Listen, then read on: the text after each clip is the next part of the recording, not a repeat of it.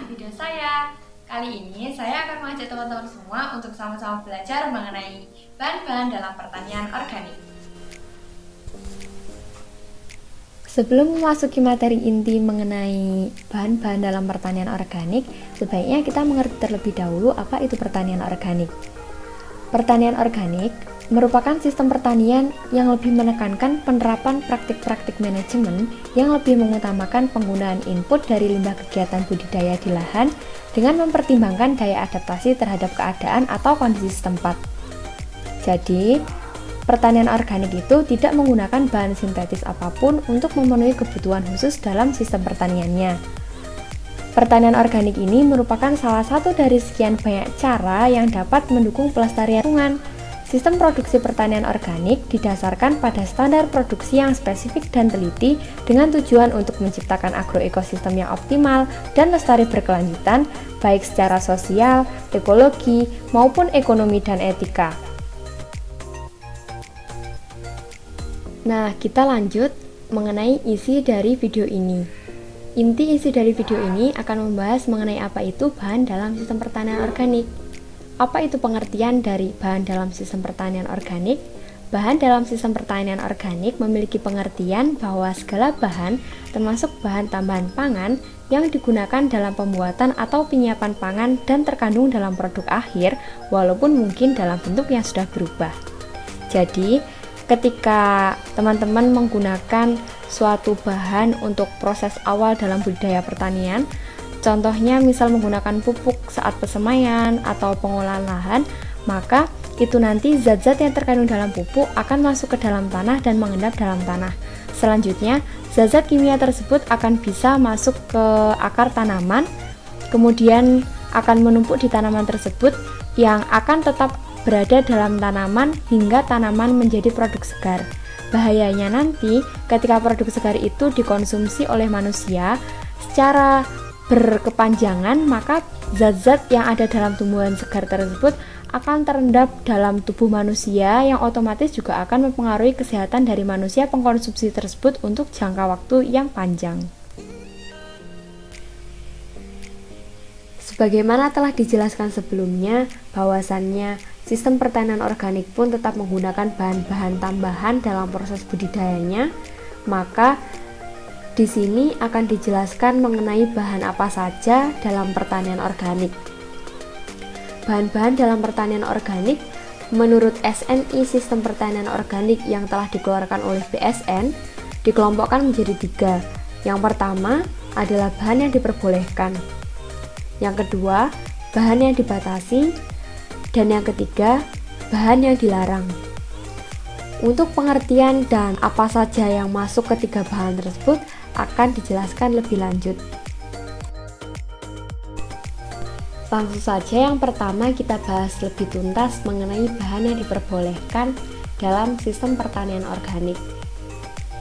Apa pengertian dari bahan yang diperbolehkan? Bahan yang diperbolehkan dalam sistem pertanian organik memiliki maksud bahan yang dianjurkan untuk dipergunakan. Jadi, bahan-bahan yang masuk dalam klasifikasi bahan yang diperbolehkan ini bebas untuk diaplikasikan dalam budidaya pertanian organik petani. Berikut disajikan tabel yang merupakan bahan-bahan yang diperbolehkan untuk penyubur tanah. Bahan yang pertama ada pupuk hijau, turi, lamtoro, sesbania, orok-orok, dan tanaman legum atau kacang-kacangan.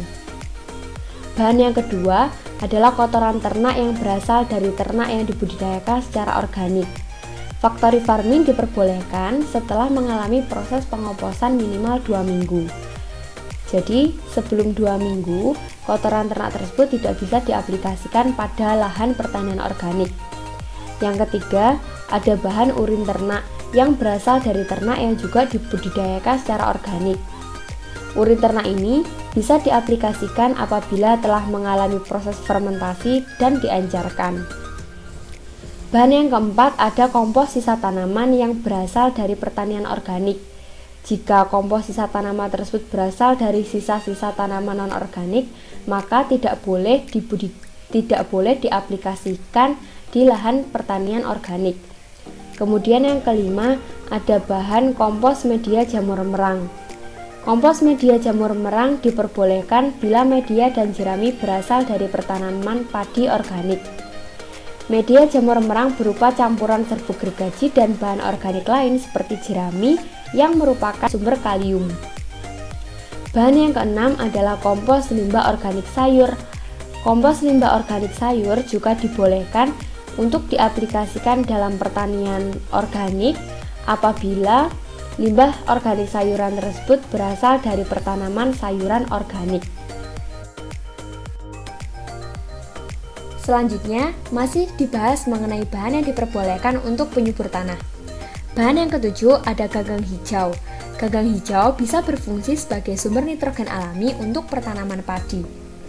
Bahan yang kedelapan ada azolla. Azolla berfungsi sebagai sumber nitrogen alami dan proses dekomposisinya cepat. 80% hara yang dikandung dilepaskan dalam waktu 8 minggu setelah tanam. Bahan yang kesembilan ada blue green algae atau ganggang hijau biru. Ganggang hijau biru bisa berfungsi sebagai sumber nitrogen alami yang bersimbiosis dengan mikroba penambat N2 bebas. Kemudian bahan yang ke-10 ada molase. Molase merupakan bahan organik yang ditambahkan dalam pembuatan kompos padat atau cair sebagai sumber makanan dan energi mikroorganisme. Bahan yang ke-11 yang diizinkan untuk penyubur tanah itu ada pupuk hayati yang substansi terkandung di dalamnya itu mikroorganisme dengan fungsi tertentu untuk meningkatkan ketersediaan hara bagi tanaman. Sebaiknya mikroorganisme yang digunakan itu mikroorganisme lokal dan bukan hasil rekayasa genetika. Kemudian, bahan yang ke-12 ada rhizobium. Rhizobium merupakan mikroorganisme penambat N2 udara yang bersimbiosis dengan akar tanaman legum atau kacang-kacangan. Kemudian bahan yang 13 ada bakteri pengurai atau dekomposer. Bakteri pengurai atau dekomposer ini usahakan bukan hasil rekayasa genetika. Jadi, bakteri pengurai terutama berasal dari setempat atau lokal. Bahan yang diperbolehkan untuk penyubur tanah yang ke-14 ada zat pengatur tumbuh atau zat PT alami. Ingat ya, zat PT harus alami, bukan berasal dari bahan zat PT sintetis. Jika tadi membahas mengenai bahan yang diperbolehkan untuk penyubur tanah, maka kali ini akan dibahas mengenai bahan yang diperbolehkan untuk pengendalian organisme pengganggu tanaman. Jadi, dalam pertanian organik, OPT juga tidak bisa dihindarkan, akan tetapi bahan-bahan yang boleh digunakan untuk pertanian organik itu sudah ditetapkan oleh SNI BSN. Yang pertama, itu ada pestisida nabati. Jadi pestisida nabati yang diperbolehkan itu semua boleh kecuali nikotin yang diisolasi dari tembakau. Kemudian bahan yang kedua ada propolis. Yang ketiga minyak tumbuhan dan binatang. Yang keempat ada rumput laut, tepung rumput laut atau agar-agar, ekstrak rumput laut, garam laut, dan air laut. Yang kelima ada gelatin. Yang keenam lecitin, ketujuh casein, ke-8 asam alami atau vinegar, ke-9 ada produk fermentasi dari aspergillus, 10 ada ekstrak jamur atau jamur sitek, yang ke-11 ada ekstrak chlorella, yang ke-12 ada teh tembakau kecuali nikotin murni, yang ke-13 senyawa anorganik yaitu campuran bordeaux, tembaga hidroksida, dan tembaga oksiklorida. Yang ke-14 ada campuran burgundi dan yang ke-15 ada garam tembaga. Masih bahan yang diperbolehkan untuk pengendalian OPT, selain 15 yang sudah dijelaskan tadi, masih ada 15 lagi bahan-bahan yang bisa dibaca menurut tabel-tabel berikut ini. Ada belerang, pupuk mineral, tanah yang kaya di atom, silikat, natrium silikat, natrium bikarbonat, kalium permangganate, minyak parafin, mikroorganisme seperti bakteri, virus, jamur, contohnya adalah Bacillus thuringiensis. Kemudian ada karbon dioksida dan gas nitrogen, ada sabun kalium, etil alkohol, serangga jantan yang telah disterilisasi, preparat feromon dan atraktan nabati, serta yang terakhir ada obat-obatan jenis metaldehid yang berisi penangkal untuk spesies hewan besar dan sejauh dapat digunakan untuk perangkap. Nah, tadi sudah dibahas mengenai bahan yang diperbolehkan dalam pertanian organik. Selanjutnya, akan dibahas mengenai bahan yang dibatasi dalam pertanian organik.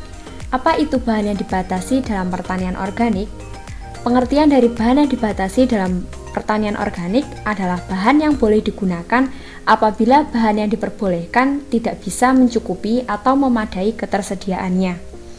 Jadi, bahan-bahan yang akan saya sebutkan nanti boleh digunakan dan diaplikasikan untuk pertanian organik apabila bahan-bahan yang diperbolehkan itu sudah tidak ada atau tidak mampu untuk mencukupi kebutuhan dari petani.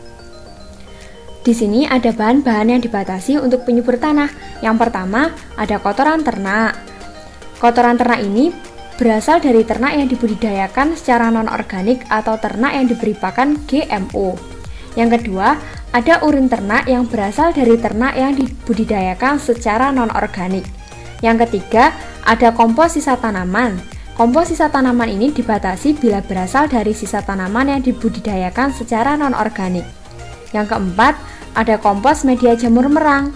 Kompos media jamur merang juga dibatasi pengaplikasiannya bila bahan media berasal dari budidaya non-organik. Bahan yang dibatasi kelima, ada kompos limbah sayur organik. Kompos limbah sayur organik yang dibatasi itu bila berasal dari limbah pasar sayuran non-organik. Masih mengenai bahan yang dibatasi untuk penyubur tanah, ada 6 dolomit, 7 gipsum, 8 kapur, 9 kapur klorida, 10 batuan fosfat. Bahan yang ke-11 yang dibatasi itu guano. Yang ke-12 perak baja, yang ke-13 batuan magnesium, magnesium calcareous, yang ke-14 batu kalium, garam kalium tambang. Bahan yang dibatasi untuk penyubur tanah yang ke-15 sulfat kalium. Yang ke-16 adalah garam Epsom atau magnesium sulfat. Yang ke-17 natrium klorida. Yang ke-18 unsur mikro seperti boron, tembaga, besi, mangan, molybdenum, dan seng. Yang ke-19 adalah stone meal. Yang ke-20 riat atau clay semacam bentonit, perlit, dan zeolit. Kemudian yang ke-21 adalah vermiculite, yang ke-22 batu apung, yang ke-23 gambut, yang ke-24 rumput laut, yang ke-25 hasil samping industri gula atau biasa disebut vinasse. Selanjutnya, bahan yang dibatasi untuk penyubur tanah ke-26 ada hasil samping industri pengolahan kelapa sawit, kelapa coklat, dan kopi, termasuk tandan sawit kosong, lumpur sawit, kulit coklat, dan kopi. Yang ke-27 ada sodium nitrat. Yang ke-28 ada mulsa plastik. Nah, jadi ke-28 bahan-bahan yang dibatasi untuk penyubur tanah ini sifatnya boleh diaplikasikan apabila bahan yang sudah diperbolehkan itu sudah tidak mampu mencukupi kebutuhan petani untuk diaplikasikan di lahan pertanian organiknya. Jadi, usahakan terlebih dahulu untuk menggunakan bahan-bahan yang diperbolehkan dalam pertanian organik. Nah, tadi sudah dijelaskan mengenai bahan yang diperbolehkan dan bahan yang dibatasi dalam sistem pertanian organik. Sekarang, kita akan sama-sama belajar mengenai bahan yang ketiga, yaitu bahan yang dilarang dalam pertanian organik. Apa itu bahan yang dilarang dalam pertanian organik? Bahan yang dilarang dalam pertanian organik itu merupakan bahan yang tidak diperbolehkan digunakan. Jadi, bahan-bahan yang akan saya sebutkan nanti itu hukumnya haram untuk diaplikasikan dalam budidaya pertanian organik yang dilakukan. Berikut adalah bahan-bahan yang dilarang untuk penyubur tanah. Yang pertama, ada urea. Kemudian yang kedua ada single atau double atau triple superfosfat. Yang ketiga, ada amonium sulfat. Yang keempat, kalium klorida. Yang kelima, kalium nitrat. Kemudian keenam, ada kalsium nitrat. Yang ketujuh, ada pupuk kimia sintetis lain. Yang kedelapan, ada etachilates. Yang kesembilan, ada zat PT sintetis. Yang ke-10 ada biakan mikroba yang menggunakan media kimia sintetis, 11 kotoran manusia, 12 kotoran babi, dan yang terakhir ada sodium nitrat atau celean. Jadi, ketiga bahan yang sudah saya jelaskan ini tidak boleh digunakan sebagai penyubur tanah dalam lahan pertanian organik. Kenapa? Hal tersebut karena bahan-bahan ini merupakan bahan-bahan sintetis yang memang hukumnya haram untuk diterapkan dalam pertanian organik.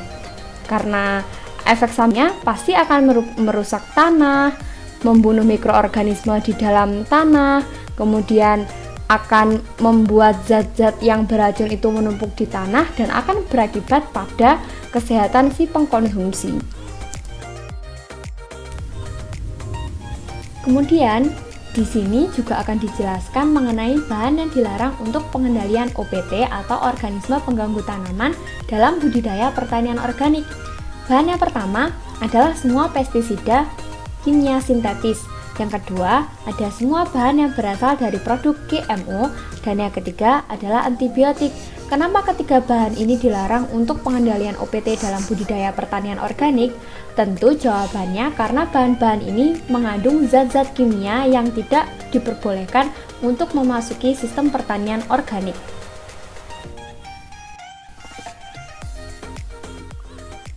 Nah, itu tadi semua penjelasan mengenai bahan-bahan yang dipergunakan atau yang diperbolehkan, bahan-bahan yang dibatasi, dan bahan yang tidak boleh dipergunakan dalam pertanian organik. Itu semua bersumber dari buku SNI Sistem Pertanian Organik yang dikeluarkan oleh BSN. Semoga bermanfaat untuk kita semua. Terima kasih teman-teman, sampai jumpa.